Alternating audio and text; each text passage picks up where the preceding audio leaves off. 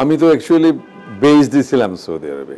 আমি 1977 এর শেষের দিকে নাকি 78 এরকম হবে, ভুলে গেছি আমি। ওই টাইমটা আর কি, 77-78-এ আমি বিদেশ চলে যাই। আমি প্রথম ফিলিস্তিন চলে যাই, প্যালেস্টাইন লিবারেশন অর্গানাইজেশন, পিএলও। ওদের একটা মেডিকেল গ্রুপ ছিল, ওটার নাম ছিল প্যালেস্টাইন রেড ক্রিসেন্ট সোসাইটি। ওইটা জামিয়াত হেলাল আহমার ফালাস্তিন বলে আরবিতে।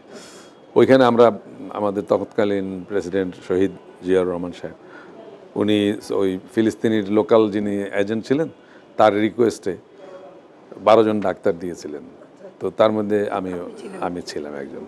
তো ওখানেই থাকতাম আমি। তো ওখানে 1 বছর থাকার পরে তারপরে আমরা সৌদি আরবে চলে যাই। সৌদি আরবে ন্যাশনাল গার্ডে, মিলিটারিতে আমরা জয়েন করি।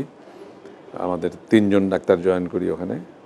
তার মধ্যে আমি একজন ছিলাম। আমার পোস্টিং ছিল ইস্টার্ন প্রভিন্সে। তো ওখানে বসেই, ইস্টার্ন প্রভিন্স মানে ওই যেখানকার তেল হয় সৌদি আরবে, সেইখানে। তো ওখানে থাকা অবস্থায় আমি এই ম্যান পাওয়ারের সঙ্গে জড়িয়ে পড়ি, ডাক্তারি করা অবস্থায়। তো ম্যান পাওয়ারের সঙ্গে জড়িত থাকার কারণে আমি ইচ্ছা করেই জড়াই, কারণ আমি যখন দেখছি যে বাঙালিদেরকে প্রতারণা করতেছে অন্য মানুষেরা। দুবাইয়ের নামে তখন প্রতারণা হচ্ছিল। সৌদি আরবেও পাকিস্তানিরা, স্পেশালি পাকিস্তানিরা, ওরা বাংলাদেশি তো অশিক্ষিত মানুষজনই ব্যবসায় ঢুকতো। কোনো ভদ্রলোক, ভালো মানুষ, শিক্ষিত মানুষ এই ব্যবসায় ঢুকতে চাইতো না। তো আমার চোখে লাগলো যে হায় হায়, এটা যদি এই দেশের মানুষগুলো চাকরি নিয়ে আসতেছে, আমার দেশের গরিব মানুষরা, এরা প্রতারিত হচ্ছে এইভাবে। কারণ ওরা তখন প্রতারণার গল্প প্রতিদিন পত্রিকা আসতো তখন, ওই যুগে। তখন শুধু আমরা সবাই পত্রিকায় পড়তাম, প্রিন্টেড পত্রিকা। এই প্রতারণা, সেই প্রতারণা, দুবাইতে প্রতারণা, সৌদি আরবে প্রতারণা।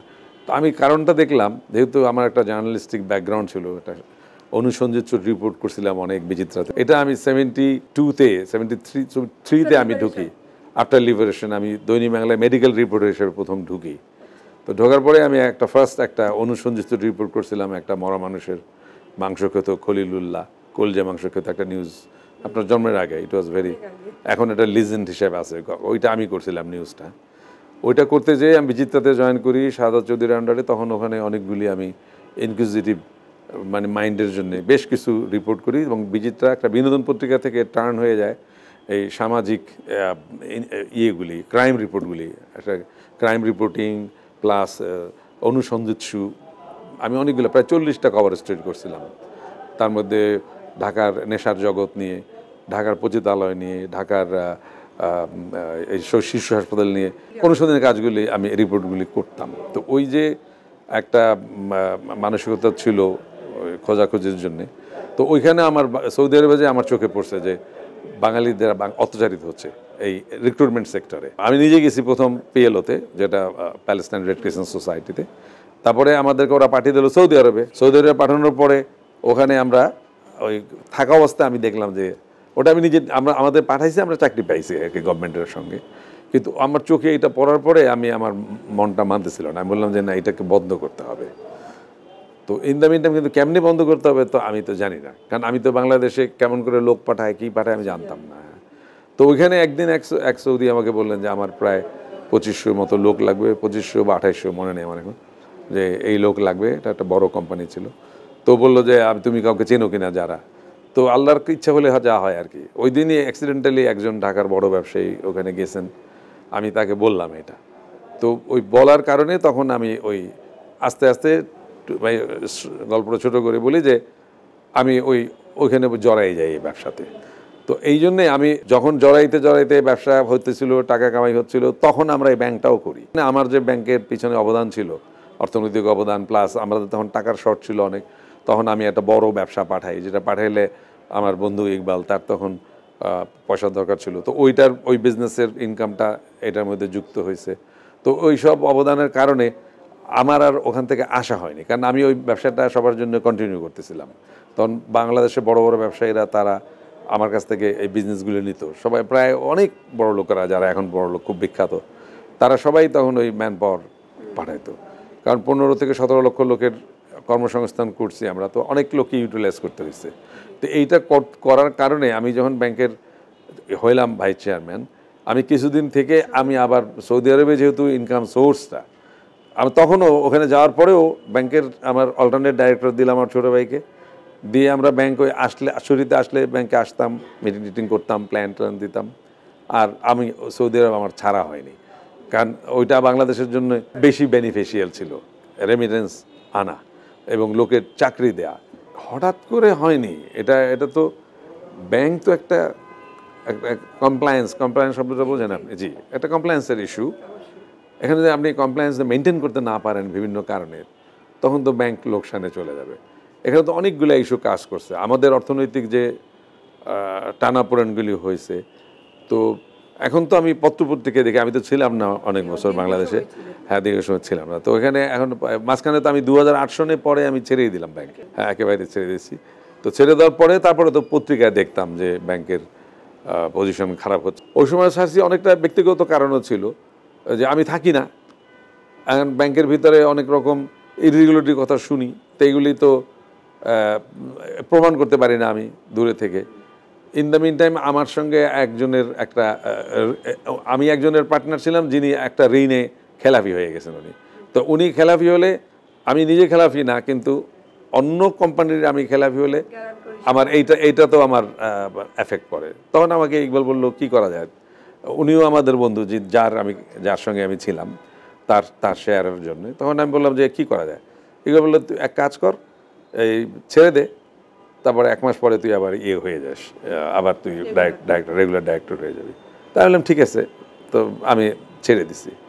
ছেড়ে দেওয়ার পরে ইকবাল আমাকে আর দেয় নেই। আমার শেয়ার তো কেউ নেয় নেই, শেয়ার তো রয়ে গেছে। ছেড়ে দিয়েছি ডাইরেক্টরশিপ, শুধু ডাইরেক্টরশিপ, শেয়ার তো ছাড়ি নেই, শেয়ার তো রয়ে গেছে। ডাইরেক্টরশিপ ছেড়ে দিছি, ডাইরেক্টর নাই কিন্তু শেয়ার হোল্ডার তো আছে, শেয়ার তো আমি বিক্রি করে নিই। 2008-এর ব্যাংকের তো পজিশন তো ভালোই ছিল খুব। আমরা ওই সময় ক্যামেল রেটিংয়ে আমাদের 14 উঠে গেছিলাম আমরা। তখন তো আমরা ডিভিডেন্ডও পেতাম। তো যেহেতু ডিভিডেন্ড পেতাম, ভালো টাকা পেতাম আমরা তো খুশি ছিলাম। আমাদের প্রতি বছর আমরা শেয়ার ডিভিডেন্ড, ফান্ড, পয়সা ডিভিডেন্ড পাইতাম। আমরা তো জানি যে মানে স্যালুট দেওয়ার মতো কাজ করতেছে আমাদের যে পরিচালনা পর্ষদ আছে তারা। আমি ইকবালকে বলতাম যে খুব ভালো করতেছো তুমি, থ্যাংক ইউ সো মাচ। সব ডাইরেক্টরে খুশি ছিল।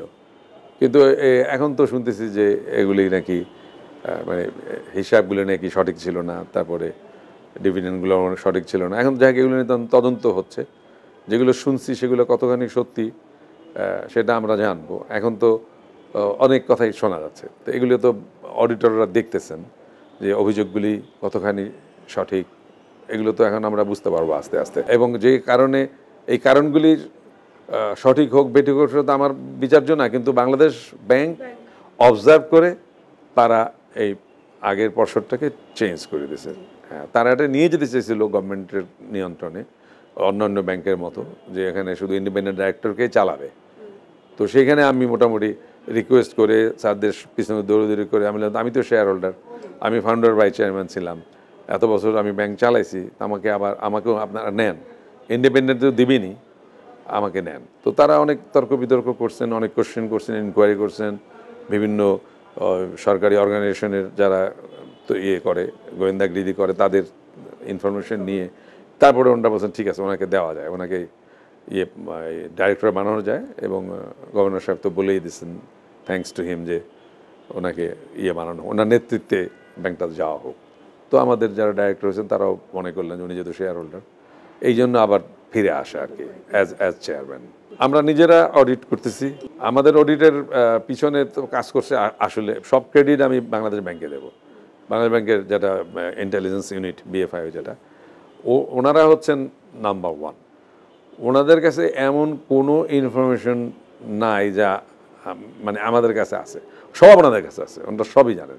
কিন্তু ওনারা দেখেন যে আমরা আনঅফিসিয়ালি কিছু বলতে চাই না। ওনারা আমাদের বলেন আপনারাও করে আমাদেরকে দেখান কি আছে, কিন্তু আমরা তো জানি সবই ওনারা জানেন। এই জন্য যতগুলি নিউজ পেপারে যেসব স্কুপ ইনফরমেশনগুলি আপনারা পেয়েছেন, যেমন 287 কোটি টাকার যে উত্তোলনটা, তার আগে 21টা অ্যাকাউন্ট করা, আবার যেদিন এই যে 1 কোটি 8 লক্ষ প্লাস $30,000 উঠিয়ে নেওয়া, ওটা থেকেই তো আমাদের আগের পর্ষদটা ভেঙে গেল। এগুলো তো ব্যাংকের ম্যানেজমেন্ট কিছুই জানতো না। তো 4টার সময় অর্ডার হয়েছে, ব্যাংকের অ্যাকাউন্ট ফ্রিজ হলো, এটা জানার পরে রাত্রে 11টায় টাকা উঠে যাওয়া, 9টার সময় টাকা উঠে নেওয়া, এটা তো BFI ধরে ফেলছে। এটা তো আমরা কোনো ইনকোয়ারি করিনি। এর পরবর্তী যতগুলি নিউজ পেপারে যে তথ্যগুলি আসছে, তারপরে আমাদের যারা বাংলাদেশ ব্যাংকের অন্যান্য অর্গানাইজেশন যে সব হিসাব কিতাব নিচ্ছে, আমাদের মেনটেন্যান্স খরচ, প্রিন্টিংয়ের ইস্যু, ক্যালেন্ডার ইস্যু, অনেক ইস্যু আছে। তারপরে তো আলটিমেটলি তো এটা এখন একটা সিরিয়াস ইস্যু এসে গেছে। আজকে আপনি নিশ্চয়ই নিউজ পেপারে দেখছেন। এই ক্রেডিট গভর্নমেন্টের, আমরা না দিলে আমাদের বলবে যে আমরা লুকাচ্ছি ইনফরমেশন, এই জন্য আমাদের বেশি বেশি ইনফরমেশন দিতে হচ্ছে। যে আমরা তাহলে বলবে যে আপনারা এতগুলি অভিযোগ, আপনারা অভিযোগ ঢাকার চেষ্টা করছেন, এই কমপ্লেন আসবে না আপনার এগেনস্টে। এই জন্য আমরা নিজেরা করছি, সিরিয়াসলি নিজেরা করছি। আমরা থার্ড পার্টি দিকে ফরেন্সিক করাচ্ছি, একিউআর করাচ্ছি, ওনারা টাইম নিচ্ছেন। ওদের কিছু পার্টিকুলার টার্গেট দেওয়া হয়েছে যেগুলি নজরে এসছে, সবার অথরিটির নজরে যেগুলো এসছে, রেগুলেটরস যারা কোশ্চেনগুলি করেছেন ওইগুলি মেইনলি হচ্ছে। এবং ওনারা এইটার রিপোর্টটা আনার পরে আমরা এটা সাবমিট করব বাংলাদেশ ব্যাংকে। সাবমিট করার পরে ওনারা যদি বলেন যে না আমরা স্যাটিসফাইড না, বা আমরা নিজেরাও স্যাটিসফাইড না হই, ওনাদের ছাড়াও আমরাও যদি স্যাটিসফাইড না হই, তাহলে তো আমাদের টার্গেট আছে ব্যাংকের শুরু থেকে সব অডিট করা। লাস্ট 2 ইয়ার্স আমরা এখন ফরেন্সিকগুলো হচ্ছে আমাদের টাইম, এবং আমাদের আগের 2 বছর টাইম, আর তারও কম। অ্যাকচুয়ালি আমরা আসার আগের কয়েক মাসটা মূল টার্গেট আমাদের। যখন ব্যাংকের পরিচালনা পর্ষদ চেঞ্জ হলো, বাংলাদেশ ব্যাংক যে বলছেন যে এই কারণে আমরা চেঞ্জ করছি, এই কারণগুলো যা দেখাইছেন, এবং ওই কারণগুলিকে আবার রিকনফার্ম করার জন্যে, ওই কারণগুলির আরও ডিটেইলস ফরেন্সিক করার জন্যে, ওই কারণের সঙ্গে এখন কারণ খুঁজতে যেয়ে দেখা যাচ্ছে যে এটা শাখা প্রশাখা সুন্দরবনের নদীর মতো অনেক দূর বিস্তৃত। তো এখন ওইগুলি সব একটা একটা করে আসছে। এখানে আমাদের ভিতর থেকে যারা অনিয়ম করেছেন, তারপরে বাইরের যারা অনিয়ম করেছেন, ভেন্ডররা যে অনিয়ম করেছেন, এগুলি সব এখন এসে যাচ্ছে। তো যত এসে যাচ্ছে অত এই তদন্তের পরিধি বাড়ছে, তথ্যের মানে ব্যাপৃতি আরও বিস্তৃত হচ্ছে।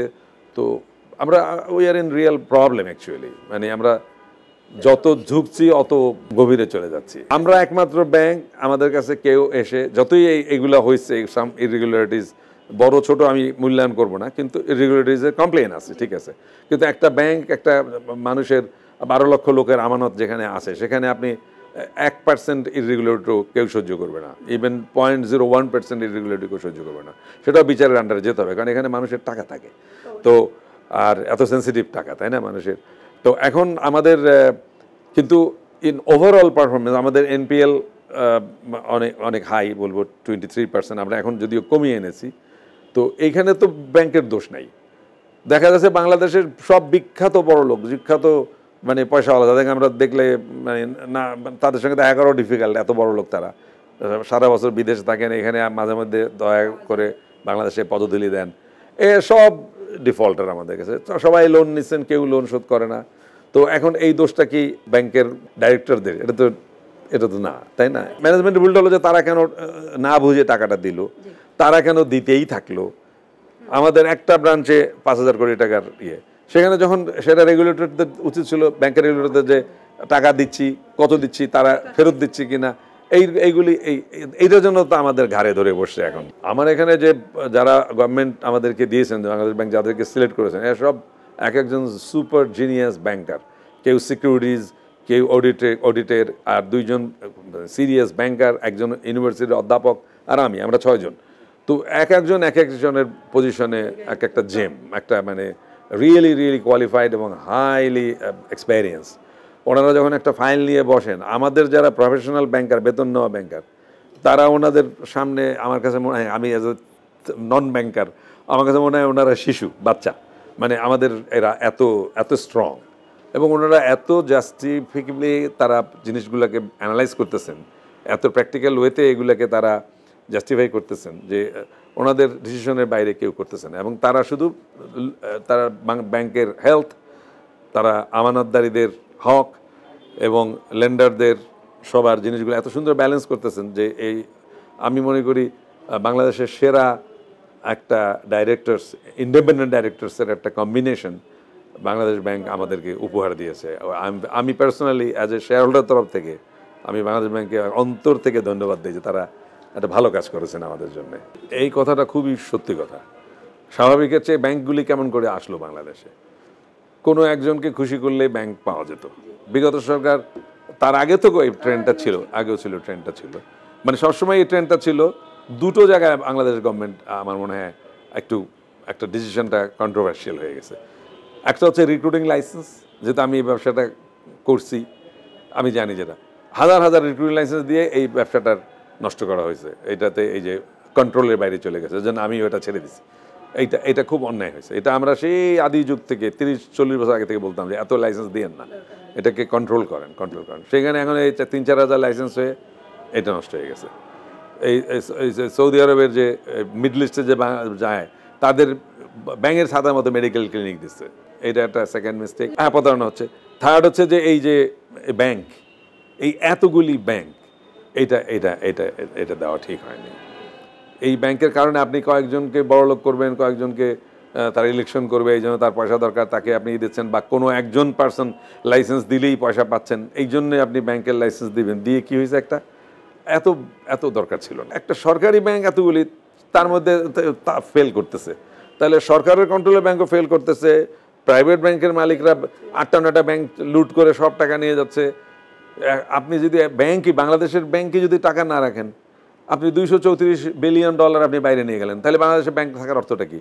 যদি বাংলাদেশের ব্যাংক ট্রাস্টেবল হতো, এটা যদি বেনিফিশিয়াল হতো, তাহলে যারা $234 বিলিয়ন বাইরে পাচার করছে, তারা না করে বাংলাদেশের ব্যাংকগুলোর উচিত ছিল ফর্মুলা দেওয়া যে ঠিক আছে, আপনি চুরি করছেন, ওকে, আপনার চোরা টাকাটা আমিই রাখি, আমার দেশেই রাখি, এখানেই বিনিয়োগ করেন। সেটা তো কোনো ব্যাংক কনভিন্স করতে পারে নাই। তো আমি সেখানে আমি তো ব্যবসায়ী ব্যাকগ্রাউন্ড থেকে আসছি, ইন্টারন্যাশনাল অ্যান্ড লোকাল। তো এইটাই আমি সবাইকে বোঝানোর চেষ্টা করতেছি, ভাই আপনি টাকা চুরি করছেন, করেন, টাকাটা দেশে রাখেন। তো দেশে রাখার জন্য ব্যাংকের যে ফ্যাসিলিটিগুলি দেওয়া দরকার, এটার জন্য কিছু কি বলে ইনভেস্টমেন্ট বান্ধব পলিসি নিতে হবে গভর্নমেন্টের, এইটা আমি মনে করি। তো আমার যেহেতু আগে তো কথা বাসায় বসে একা একা বলতাম, কাউকে বলতে পারতাম না। এখন আপনাদের মিডিয়ার মাধ্যমে, আপনাদের কাইন্ডনেস, যে আপনারা আমাদের কথাগুলো মানুষকে পৌঁছান, আপনাদের মাধ্যমে আমরা বলতে পারি, সরকারকে সরাসরি বলতে পারি। এখন 2-1 ইম্পর্টেন্ট মিটিংয়ে দাওয়াত পাই, সেখানে আমাদের দেশ যারা চালান, যারা আমাদের চিন্তাবিদ, তাদের কাছে বলতে পারি। যেন ওই দিন আমাকে ডাকছিল একটা মিটিংয়ে, আমি সেখানে বললাম যে ওখানে কথা ছিল যে বাংলা সাবজেক্ট ছিল আমাদের স্ট্র্যাটেজি কী হবে ইকোনমিক ডেভেলপমেন্ট, FSDS বলে এক অর্গানাইজেশনের। তো সেখানে আমি ওনাদের যিনি বিগ বস, তাকে আমি বললাম যে স্যার, এত কথা দরকার নেই। আমি এই যে একটা ব্যাংকে বসা পড়ে আমি দেখলাম আমার কাছে প্রচুর চাইনিজ লোক রাস্তায় দেখি। গুলশান 1-2 বাড়িধারাতে শুধু চাইনিজ দেখবেন না, সব রেস্টুরেন্টে প্রচুর চাইনিজ। কিন্তু এদের সবাই পয়সা নিয়ে, চায়নাতে পয়সা নিয়ে তারা বসে রয়েছে। আমরা মনে করি যে এত লোক আসছে, ইনভেস্টমেন্ট কই? আমি অন্তত 200 চাইনিজ ক্লায়েন্টের সঙ্গে কথা বলছি, তারা একটা কথা বলে, কেউ বলে না যে তার কাছে কারো কাছে লেস দেন $500 মিলিয়ন আছে, 500 মিলিয়ন এক একজনের কাছে আছে। তারা বাংলাদেশে ব্যবসা করতে ইন্টারেস্টেড, কারণ ট্রাম্পের ট্যাক্স পলিসির জন্য। এখন এরা বলতে যাচ্ছে যে আমি টাকা আনবো না যতদিন তোমার দেশে স্ট্যাবল গভর্নমেন্ট না আসতেছে। তো আপনি স্ট্যাবল গভর্নমেন্ট না দিয়া আমরা এই 5 স্টার হোটেল বসে খাইলাম, আলোচনা করলাম, নো ভ্যালু। আমার আর একটা বক্তব্য নেই, একটাই বক্তব্য, আপনি বাংলাদেশে পরিবেশের বিজনেস বান্ধব, বিনিয়োগ বান্ধব পরিবেশ তৈরি করতে হবে। সেটার প্রথম শর্ত স্ট্যাবল গভর্নমেন্ট। যতদিন না করবেন আমরা কিন্তু ইনভেস্টমেন্ট পাবো না, এবং আমাদের ব্যাংক সেক্টরও উঠবে না। যখন ওই পরিস্থিতি আসবে, প্রচুর লোকের কাছে কিন্তু টাকা আছে, টাকা তারা বাসায় রেখে দিচ্ছে, ডলার বানায়া, পাউন্ড বানায়া বসে রয়েছে, ইনভেস্টমেন্টটা আসছে না, বা ব্যাংকে চুপ করে FDR করে রাখছে। তো এখন এই সবগুলি ফ্যাক্টর চিন্তা করে আমাদের এইগুলো যখন উজ্জীবিত হবে, ব্যাংকিং সেক্টর, অর্থনীতি সবই প্রচণ্ডভাবে সচল হবে। একটা তো পরামর্শ নয়, এখানে সম্মিলিতভাবে পরামর্শ দেওয়া হচ্ছে। আমাদের বাংলাদেশ ব্যাংক একটা করে দিয়েছে। প্রথম হলো একটা ক্লায়েন্টকে আইডেন্টিফাই করা দরকার, ওর নিয়তটা কি, সে কি টাকাটা পুরো মেরে যেতে চাচ্ছে, এটা সে ফেরত দিবে না, এই মেন্টালিটি। তো তার সঙ্গে এক ধরনের বিহেভিয়ার, আরেকজনের বিহেভিয়ার স্টাডি করতে পারে যে না, ওনাকে যদি আমরা ফ্যাসিলিটি দেই, ওনাকে যদি আবার আমরা হেল্প করা শুরু করি, তাহলে উনি ঘুরে দাঁড়াবে, উনি বিজনেস করবেন। এখন ছেলেপান আপনি আমেরিকা, কানাডা পাঠিয়ে অস্ট্রেলিয়াতে সেটেল করে দিয়েছেন, আপনি এখানে ইন্ডাস্ট্রি চালাচ্ছেন, আপনি টাকা নিয়েছেন, আপনি তো টাকা ফেরত দিবেন না। কিন্তু আমরা যখন দেখি যে না, তার ছেলেপানকে পড়াশোনা করে আসে, দেশে নিয়ে আসে, তারা আরও প্রোগ্রেস করতে চাচ্ছে, উনি পড়ে গেছেন NPL গ্রুপের মধ্যে, তখন আমরা বলি ঠিক আছে, আপনার নিয়তটা কি? আমরা দেখি যে সে বাংলাদেশে কতখানি সে সেটেল করতেছে। আর যিনি বিক্রি করে করে বাইরে পাঠাচ্ছেন, তাকে আমি মাফ করবো কেন? তাকে তো পারলে আমি পয়সা না দিলে আমি তাকে জেলে ঢুকাবো। তো 2 রকম পলিসি দরকার, যে একটা হচ্ছে যে যিনি বিদেশে থাকতে পারেন, ফ্যাসিলিটি আছে, বাংলাদেশের সব কোনো না কোনো ফ্যামিলির কোনো না কোনো বাচ্চা আপনার বিদেশে আছে, তাই না, কোনো না কোনো দেশ আছে। আপনি আমি একদম নিম্ন আয়ের মানুষ, তারও আত্মীয় স্বজন আমেরিকা কানাডা থাকে, রিক্সায় বসলে স্যার আপনি কানাডা থাকেন, আমার আত্মীয় আছে অমুক জায়গায়। তো এই যে জিনিসটা আছে, তো আমার মনে হয় কি আমাদের উচিত হবে যে ওই যিনি ক্লায়েন্ট, যিনি টাকাটা ফেরত দিচ্ছেন না, তার সামাজিক অবস্থানটা কি। আমরা শুধু দেখি তার কয় টাকা জমা আছে, তার লিয়ন কি আছে, তার গ্যারান্টি কি আছে। আমার মতে ওটা না। আমি যেমন আমার ব্যাংকে আমি বলছি যে আমরা ওই লোকটার চরিত্র, তার ফাইন্যান্সিয়াল ক্যারেক্টারটা আমরা জাজ করি। জাজ করার পরে তখন আমরা ইসি কমিটি এইভাবে আমরা একটা প্ল্যান করছি, আমরা ওইভাবে আগাচ্ছি। এই জন্য খুবই ব্যাড ক্লায়েন্ট, কিন্তু আমরা দেখলাম যে না, তার নিয়ত আছে, তাকে একটু পুশ করলে সে উঠে আসবে। তো আমাদের সিরিয়াস তত্ত্বাবধানে আমরা এগুলো করতেছি। আমরা যেমন চিটাগাঙে আমাদের অনেক এনপিএল গ্রুপ আছে, আমরা চিটাগাঙে যাচ্ছি আগামী সপ্তাহে। আমরা ওই কাস্টমার নাইটে অনেক যারা আমরা বড় লোকদের না, যারা ধরা খাওয়া তাদেরকে আমরা ডাকতেছি, যাদের কাছে আমরা টাকা পাই তাদেরকে ঢাইকে আমরা ইন্ডিভিজুয়ালি কথা বলবো যে আপনার ইস্যুগুলো কি, will try to understand face to face. এই এনপিএল কমানোর জন্য এটা কঠিন না, আমরা কিন্তু কমাইছি জানেন। আমরা এখন আমার মনে হয় আমরা 15-তে এসে গেছি, আমরা আরো কমাবো। আমরা ডিসেম্বরের মধ্যে 5-এ নিয়ে আসবো। আমরা স্বপ্ন দেখি, কারণ আমরা পলিসিগুলো অন্য খুব ফ্রেন্ডলি করছি। আমরা থার্ড পার্টি, আবার যারা বদমাইশ ওদের জন্য আমরা আবার থার্ড পার্টি রিকভারি পার্টি আমরা তৈরি করছি। এগুলোর আমি চিন্তা করা, সৌদি আরবে কিছু পোলাপান, ওরা কোম্পানি করছে, একটা লাইসেন্স নিয়েছে বাংলাদেশ ব্যাংক থেকে। ওরা বাড়ির সামনে যায় এই স্লোগান দিয়ে দাঁড়ায় থাকে, আমাদের ব্যাংকের টাকা ফেরত দেন, প্রিমিয়ার ব্যাংকের টাকা নিচ্ছেন আপনি। তারপরে রাস্তাঘাটে ডিস্টার্ব আসা, আপনি পাওনাদার যদি প্রত্যেকদিন ডিস্টার্ব করতে থাকে, আপনি কাহাতক সহ্য করবেন।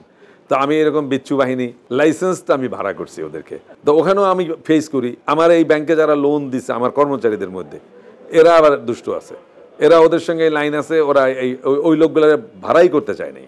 আমি আমার নিজের ব্যাংকের বিরুদ্ধে কমপ্লেন করতেছি, এদেরকে তারা ভাড়া করতেই চায় নাই।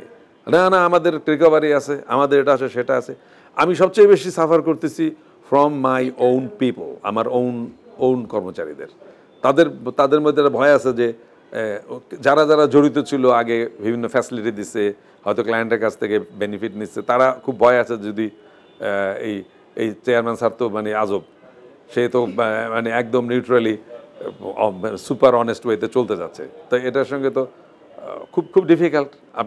আপনার ভিতরে যদি একটা দোষ থাকে, আপনি তখন চিন্তা করবেন যে এটা ধরা খেলে তো আমি বলছি ভাই, পুরনো দোষ যে যা করছো, আমি সবাই বক্তৃতা বলছি, সব মাপ, কেউ কিছু করবে না, কিন্তু এখন আমারে কোঅপারেট করো।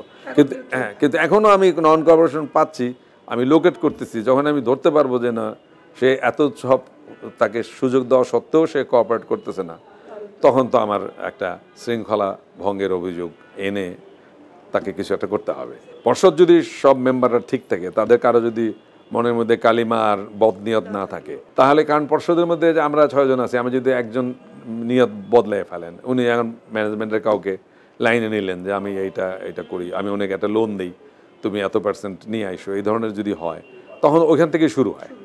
এই শুরুটা এইভাবেই হয়, একজন বিট্রে করে, একজনের নিয়ত খারাপ হওয়ার থেকেই এটা ডোমিনো এফেক্ট, তখন ওই ডোমিনোতে একটা করে খাটতে থাকে। আমি এই জন্য ম্যানেজমেন্টকে আমি দোষ কম দিই, যদি নিজের থেকে মানুষ অটো ভালো না হয়। এটা তো একটা একটা রিয়েলাইজেশনের ব্যাপার যে আমি অসৎ কাজ করব না, আমি সৎ থাকবো। আমি কি করবো টাকা নিয়ে, আমি কি কবরে চলে যাবো? আজকে বড় লোকদের অবস্থা দেখেন, এই যে হাত করে দিয়ে কিভাবে হাঁটতেছে, তাহলে এত ক্ষমতা, এত টাকা, এত সুনাম, আপনাদের সঙ্গে দেখা করা যায় না, আপনার কথা বলা যায় না, তো আপনার এত কিছু করে আর কী লাভ হলো? এই রিয়েলাইজেশন যদি কারো না থাকে, তাহলে মানে আমাদের টার্গেটটা ফুলফিল হবে না। কিন্তু কি করা যাবে, ওই মানুষ তো ভুল করে, আবার একই ভুলে যায়। মানে পিপিলিকার পাখা ওঠে মরিবার তরে, এটা তো মানুষের অভ্যাস। ওটা তো আসলে পিপিলিকার দোষ নেই, মানুষের দোষ বেশি। আরও 2 মাসে আমি যে প্রোগ্রেসটা করছি, আর আমি যে লস থেকে যে উঠে আসছি, এবং আমি যে একটা পুরো ব্যাংকের মধ্যে একটা সিঙ্গুলার বডি করতে পারছি, এই যেটাকে আমি এই আঙ্গুলের মধ্যে আঙ্গুল ঢুকিয়ে দেখালাম যে চোরা লাগানো, মানে পাজল সলভিং, এইটা আপনার করতে হবে, নাহলে ব্যাংক উঠবে না। আমি এখন গত 2-3 দিনের রিপোর্টে আমার সব স্টাফরা বলতেছেন যে স্যার, আপনি যেভাবে সবাইকে টেনে আনতেছেন, সবাইকে একটা পিরামিডের মতো একটা শেপ দিচ্ছেন, যে আপনারা উপর থেকে বলতেছেন, আমরা শুনতেছি, এটা আপনি আপনি চলে গেলে পিরামিডের মাথা চলে গেল and it will collapse like a domino. তো ওই রকম আমার মনে হয় দুই একজন visionary leader with a super super duper honesty, no discount with honesty, এরকম যদি কোনো মানুষ আসে, তা আমার মনে হয় সব জায়গায় আসে, কিন্তু ট্যাক্টফুলি হ্যান্ডেল করতে হবে আর কি। এই যে ভালোবাসা দিয়ে, ভয় দিয়ে আর আশা দিয়ে, তিনটাই ইউজ করতে চাই। মনে ভয় থাকতে হবে যে আমি আমি এইটা না করলে, আবার এটাও থাকতে হবে যে না আমাদের ম্যানেজমেন্ট আমাদেরকে ভালোবাসে, ছেলে মেয়ের মতো ভালোবাসে, এই এই এই জিনিসটা থাকতে হবে। এইটাই তো সুশাসনের মূল ভিত্তি, তাই না? ভয় ভালোবাসা দুটোই থাকতে হবে, আদারওয়াইজ আপনি একটা দেশ চালাতে পারবেন না। আমার বার্তা হবে যে এই ব্যাংকে আপনারা আপনার নিজের মাটির ঘট মনে করবেন সেফ, যে আপনার ঘটে টাকা আছে, যখন খুশি ভাঙবেন মাটির ঘট, আপনার টাকা বার করে নিয়ে যাবেন। ছোটবেলা যে টাকা জমাতেন আপনারা, আমাদের ব্যাংক হচ্ছে আপনার নিজস্ব সেই মাটির ঘট। এই ব্যাংক আপনার ব্যাংক, এখানে আপনার টাকা 100% সিকিউরড। আপনি যখন ফেরত চান তখন ফেরত পাবেন, এবং আপনার টাকা আপনার ধান ক্ষেতের মতো আমরা বপন করছি এখানে, এটা বাড়বে, আপনি লাভ সহ পাবেন। আমরা ফিউচারে আরও অনেক প্রজেক্ট দেবো, যেখানে প্রত্যেকটা লোক যারা মনে করবেন যে তার ব্যাংক, উনি উপকৃত হবেন। ওনার বিপদের সময় আমরা এগিয়ে আসবো। সঙ্গে ব্যাংকিং করছেন, তার আমার অনেক প্ল্যান আছে, তার ছেলে মেয়ের বিয়ে, তার পড়াশোনা, বাচ্চাদেরকে বিদেশ পাঠানো, অনেক ইস্যু আছে। তো আমরা এই সব আমরা এই মনে করবেন এটা ফ্যামিলির ব্যাংক, যে আব্বা টাকা দাও, এটা লাগবে। প্রিমিয়ার ব্যাংক তার পরিবারের মতো, যে মুরব্বীর মতো, যে আচ্ছা আমার এই নিড আছে। আমরা ওইভাবে আমরা একটা সফটওয়্যার ডেভেলপ করছি। আমরা ক্লায়েন্টকে স্টাডি করবো আমরা, যে কোন কোন ক্লায়েন্ট আমরা নিজে নিজে বলবো। আপনার মনে হচ্ছে যে একটা তার হ্যাবিটটা দেখবো আমরা, যে কত টাকা উঠাচ্ছে, কত টাকা খরচ করতেছে, কত টাকা ব্যাক করতেছে। আমরা তার বিহেভিয়ার প্যাটার্নটা লক্ষ্য করে আমরা ওনার সঙ্গে কন্ট্যাক্ট করবো, যে আপনার কোনো ফাইন্যান্সিয়াল একটা ঝামেলা চললে আমরা আপনাকে হেল্প করি। আমি একটা মানবিক ব্যাংক করতে চাচ্ছি, যে আপনার পকেটে আপনি নিজে খরচ করেন। তো আমাদের প্রিমিয়ার ব্যাংকে আমরা বুঝাতে চাচ্ছি it is your own pocket. ওইভাবে আমি ব্যাংকটা খাড়া করে দিতে চাই। একটা দর্শন আমার মাথার মধ্যে কাজ করতেছে অন দা, মানে এটার পিছনে আমার ধর্মীয় অনুভূতিটা কাজ করছে। এই জন্য আমি আমাদের অ্যানুয়াল মিটিংয়ে আমি বলছি কি, যে আমাদের অ্যানুয়াল মিটিং বছরে অন্তত একবার হয়তো, একবারের বদলে শেয়ার হোল্ডারদের কাছে এবং আমানতদারীদের কাছে আমি বলছি প্রত্যেক 3 মাস পর একবার জবাবদিহিতা থাকা উচিত, যে আমরা ব্যাংক নিয়ে কি করতেছি। আমি বাংলাদেশ ব্যাংকেও বলছি যে আপনারা একবার কেন, বছরে 3 বার করেন, 4 বার করেন, 2 বার করেন মিনিমাম, কিন্তু ওই যে বাৎসরিক। কিন্তু এটার সঙ্গে ঝামেলাটা হয়েছে কি, এই এজিএম হলে বাইরের লোক বাংলাদেশের সুবিধা নেয়, তখন ওই যে খামাখা লোক এসে ভিড় করে। এবার আমার কাছে চলে আসে এজিএম এর চাঁদা নেওয়ার জন্য। আমি বললাম কারা আপনারা? 40-50 জন এখানে এসে হাজির এই দরজার পাশ। বলে আমাদের এজিএম পার্টি। আর এজিএম পার্টি কি? আমি তো এবি পার্টির নাম শুনছি। বলছে না, আমরা এজিএম পার্টি, আমরা চাঁদা নিই এই দিন, স্ট্রেট চাঁদা। আমি চাঁদা দেবো না, আমি কোনো ডিভিডেন্ড দিইনি, আমরা পয়সা ইনকাম করতে পারিনি, নো চাঁদা। 1 ঘন্টা ঝগড়া বিবাদ, আমরা এই সেই। আমি বললাম এনিথিং, মায়েরা ফেলাইতে পারে না, আমি পয়সা দেবো না, চাঁদা দেবো না। আমার কোনো কর্মচারী ছিল না, সব ভয়তে ভেঙে গেছে, একজনও আসেনি। ওর সবাই বলছে চেয়ারম্যানকে ঘিরে ধরছে 40-50 জন, একটা লোক পাত্তা দেয়নি। এইসব কারণে মানুষ সাহস পায় না করতে। 3-4টা এজিএম করবে, দেখা যাবে সব এজিএম মারামারি করতেছে। তো এই জন্য এই জবাবদিহিতা, স্বচ্ছতা, আপনি বললেন না সুশাসন, এই জিনিসগুলো তো নাই। আমরা সব স্বপ্ন দেখবো, কিছু কিছু মানুষ স্বপ্ন দেখে একদিন মরে যাব, কিন্তু জানি না, মানে এই ধরনের স্বপ্ন দেখি আর কি আমি। আপনি যদি জানতে চাইলেন যে আপনি কিভাবে সলভ করবেন, আমাদের কাছে তো প্রমাণ আমাদের কাছে না থাকলেও বিএফআই জানে। বিএফআই আমাদেরকে অনেকগুলো চিঠিতে, আপনি যার কথা বললেন এরকম, তাদের পরিষ্কার বলেছেন যে ব্যবস্থাপনা পরিচালক, আপনি নিউজ করেছিলেন যেটা, হ্যাঁ ওইটা নিউজের পিছনে একটা নিশ্চয়ই আপনি ওই ওই ওই বিএফআই চিঠি থেকে আপনি নিউজটা করছেন। হ্যাঁ, তো এখন ওটা নিয়ে আমাদেরকে ওনারা ইনকোয়ারি করতে বলছেন, ওনারা নিজেরাও ইনকোয়ারি করতেছেন। করলে ওনারা আমাদেরকে যেটা ওনারা যাদের পাবেন, এমনি আমি ব্যক্তিগতভাবে আমি জানি যে আমি এমডি সাহেবের কোনো আমি খারাপ কিছু দেখিনি। উনি ফাইন্যান্সিয়াল স্ক্যামে জড়িত নেই, এটা আমি পরিষ্কার বলবো, আমি ওপেনলি বলতে পারি। উনি কোনো কারো কাছ থেকে পয়সার বেনিফিট নিচ্ছেন, এটা আমি বিশ্বাসও করি না, প্রমাণও নাই এবং অভিযোগও পাই নাই, মানে এবং আমি নিজেও বিশ্বাস করি যে উনি এই দিক দিয়ে অনেস্ট। কিন্তু ওই যে যখন আগের চেয়ারম্যান বা আগের যারা ছিলেন, তারা যখন ওনাকে অর্ডার করেন যে ওনার বিরুদ্ধে অভিযোগ, আপনি যে নিউজটা করছেন, এটা যদি অভিযোগ হয় তাহলে উনি অভিযুক্ত। যে উনি ভয়তে, কারণ তখন ওনার কন্ট্রোল ছিল না। কিন্তু আমি এটা জানি উনি সব সময় আগের পর্ষদে যারা অনেকে যত অর্ডার করতো, যত মানে অনেকে মানে কমপ্লায়েন্সের বাইরে অর্ডার করতো, উনি স্ট্রেইট রিফিউজ করতেন। উনি বলতেন যে না, আমি এটা পারবো না, আমি তাহলে কালকে সকাল থেকে অফিসে আসবো না। তো এখন এখন আপনি বলতে পারবেন যে তাহলে উনি চাকরি ছেড়ে চলে গেলেন না কেন? চাকরি মানুষ ছাড়া যায়, বললেই ছাড়া যায়। আপনি ঝগড়া করে আমার বউ বাচ্চা আছে না, আমার তাদের খাওয়াইতে হবে না, সংসার আছে, তো এই জন্য চাকরি বললেই তো ছাড়া যায় না। কিন্তু উনি ফাইন্যান্সিয়ালি উনি 200% অনেস্ট। উনি উনি কোনো 2 নম্বর ইনকামের সঙ্গে নাই, এটা আমি একদম উনি এবং অন্যান্যদের ব্যাপারে আমি শুনছি, এগুলো আমি এখনও আমি চেক করতেছি। তবে আপনাদের যে কমপ্লেনটা প্রিমিয়ার ব্যাংকের বিরুদ্ধে, ওটা সবই ছিল একটা স্বেচ্ছাচারী একজন শাসকের তার হুকুমের রেজাল্ট। এই রেজাল্টে ওনার আন্ডারে যারা ছিলেন তারা অনেক কিছু করতে বাধ্য হয়েছেন। আপনি যখন বলছেন 21টা অ্যাকাউন্ট খোলো, তো কী করবো? কালকেই শুনলাম একটা কমপ্লেন, একজন ডাইরেক্টর বলছে আমার 39 লক্ষ টাকা লাগবে কালকের মধ্যে। কালকেই এই কমপ্লেনটা আসলো আমার কাছে। তো এখন একজনে বাধ্য হয়ে কোত্থেকে জোগাড় করে দিয়েছে সে জানেও না। তো আমরা বলছি হ্যাঁ, এটা তো আমাদের কাছে বিএফআইয়ের কোনো ইনস্ট্রাকশন আসে নেই, এখন আপনারা যখন বলছেন এটা তো আমাদের জানাতে হবে। তো তার টাকা নাকি তাকে দিতে বাধ্য হয়েছে। তাই এখানে যে কর্মচারী টাকা দিছে ও বেচারা কী করবে বলেন? আপনি তো দাবি করেন ব্যাংকের মালিক। তো আপনি মালিক যদি বলে আমি আপনার সার্ভেন্ট, তো আমি তো আপনার পালন করতে হবে। তো এখন এখানে ওই কর্মচারীকে আমি দোষী করে তার চাকরি খাবো, তাকে ডিমোশন করব, তার বেতন কাটবো, তাকে স্যাক করব, এটা যেমন একদিকে একটা অবিচার, আবার যিনি এগুলো করছেন তাকেও ধরবো না, সেটাও অবিচার। কিন্তু এখন অনেক ব্যাংকেই কিন্তু এই অনেক কর্মচারী চাকরি চলে গেছে এই চেয়ারম্যানদের। এই জন্য আমি বলি যে চেয়ারম্যান শব্দটাকে মানে জিজ্ঞেস করা যায় উনি কি চেয়ারম্যান না চোরম্যান, এই কোশ্চেনটা করা উচিত আসলে। তো এটা যার যার ইমানের উপরে। তো আপনি যেহেতু পার্টিকুলারলি কোশ্চেন করছেন এমডি সাহেবকে নিয়ে, আমার মতে উনি যে বিএফআইউ যে পয়েন্টগুলি ধরছে এগুলি উনি বাধ্য হয়ে কিছু কাগজে সাইন করছেন, কিছু অনুমতি দিয়েছেন, কিন্তু উনি ফাইন্যান্সিয়াল স্ক্যাম করছেন কি না আমি এরকম কোনো তথ্য পাইনি। তবে সবচেয়ে বড় জিনিস হলো এখন দুদক, তারপরে বিএফআইউ, তারপরে ফরেন্সিক, অ্যাকুয়ার, অডিট, 3টা অডিট, এরা যদি কোনো দোষ পায় তখন তো আমার ওপিনিয়নও বদলাই যাবে। এরা তো চেক করছে, তাই না?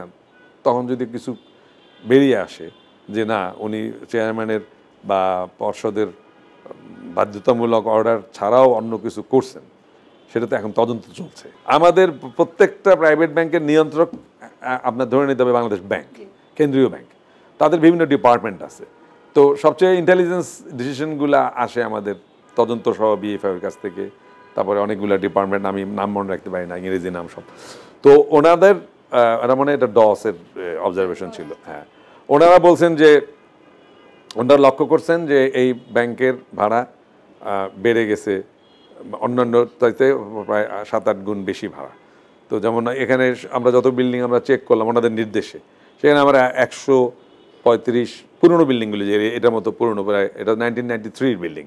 তো 1993-তে যে বিল্ড আপ বিল্ডিংগুলো আছে 100 থেকে 120-25 এর বেশি আমরা পাই নাই, আরও কমও পাইছি, আর 100 নিচেও পাইছি আমরা এই লাইনে, এই কামাল আতাতুর্ক এই লাইনে। শেরাটন নতুন বিল্ডিং, ওটার দাম বেশি।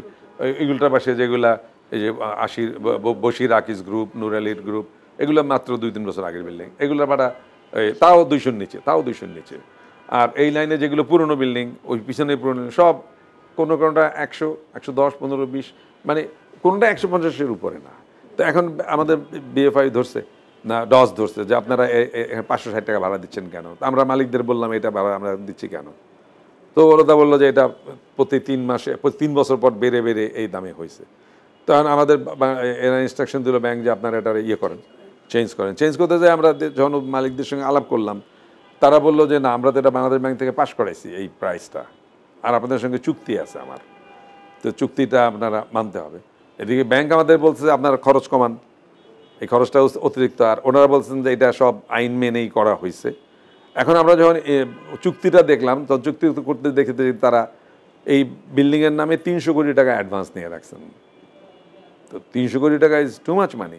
আপনি ওদিকে অ্যাডভান্স নিয়ে রাখছেন, এদিকে এত ভাড়া দিচ্ছেন, তারপরে আমরা যখন আসি আমাদেরকে ধমকাধমকি করা হলো যে আমরা এই ভাড়া আটকে ডিলে হইলে আমাদের কারেন্ট কেটে দিবে, আমাদের দরজা বন্ধ করে দিবে। এটা মাঝখানে হয়েছে আমরা আসার পরে।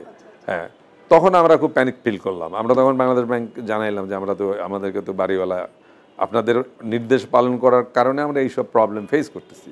তখন ওনারা বললেন তাহলে তো এত খুব রিস্কি, তাহলে আপনারা দেখেন কম দামে কোথাও পাওয়া যায়।